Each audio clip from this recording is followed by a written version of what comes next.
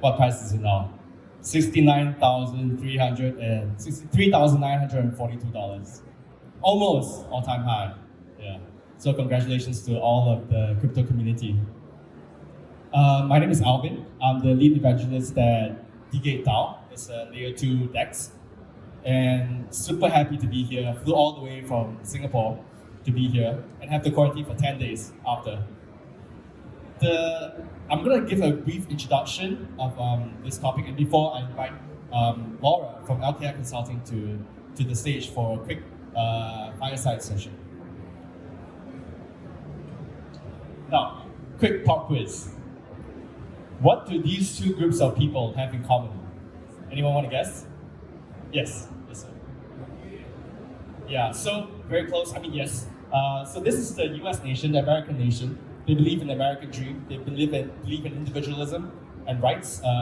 This is the Ethereum community, the Ethereum nation, led by Vitalik. They're all dancing. They believe in fun. They believe in decentralized, trustless way of creating value. And I think this is something that we're beginning to see as the crux of a new and very interesting phenomenon, which I like to call the crypto nation. The early crypto natives are the geeks, like Hal Finney, who many think is the original Satoshi, creator of Bitcoin. The suits, like the Winklevoss brothers, financial people who really understand the potential to disrupt the financial system. And the libertines, like Roger Ver, who loves jiu-jitsu and freedom. And we've all coalesced, all of us here today and many more around the world. In Lisbon right now, there's an Ethereum conference. We've all coalesced around this idea of the crypto nation. It's not just about money, even though Bitcoin is probably going to do great tomorrow and the day after. It's also about the ideas of freedom and inclusion.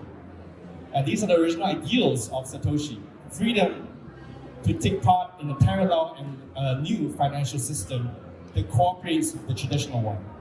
And inclusion in the sense that anyone can take part in this revolution, provided you invest your time to learn about it. Many people have made fortunes and created great things with no capital involved, or very little capital involved.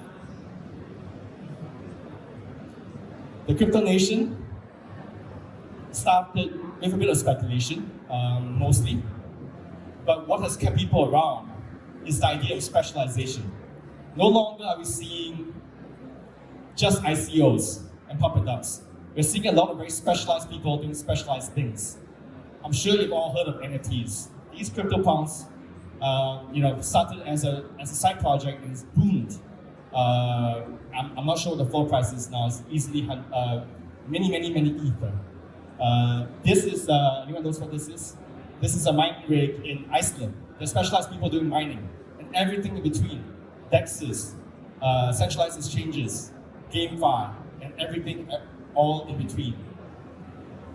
We're going to see more and more of this specialization. And that is in turn driven by the underlying infrastructure.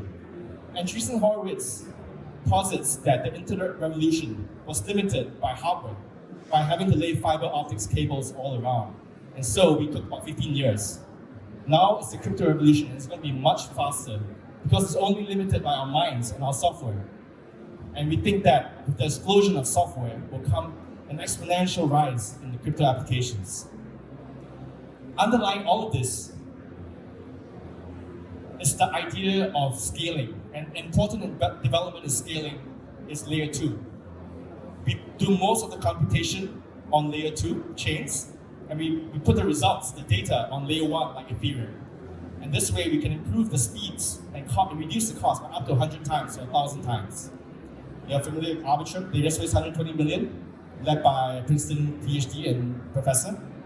Optimism, Polygon, you name it. So just a very quick introduction of what I do. We're building a DEX on layer 2. And this is a very small piece of the crypto nation, allowing people to transfer coins, trade using code and not companies. Their country is code. The crypto nation, our country is code. It's trustless, it's permissionless, and it's based purely on the protocol layer in the long run. That's the vision. So we're really focused on understanding the hyper trends, long-term trends, and not just the short-term pumps and dumps of the cryptos. So we're doing a lot of research in layer 2, in scaling, in NFTs, and everything in between, to really try to understand the whole long arc of history and the trend. I think that the trend is on our side and history is on our side. There will be drops, there will be dips, but in the long run, the underlying fundamentals are pointing in the right direction.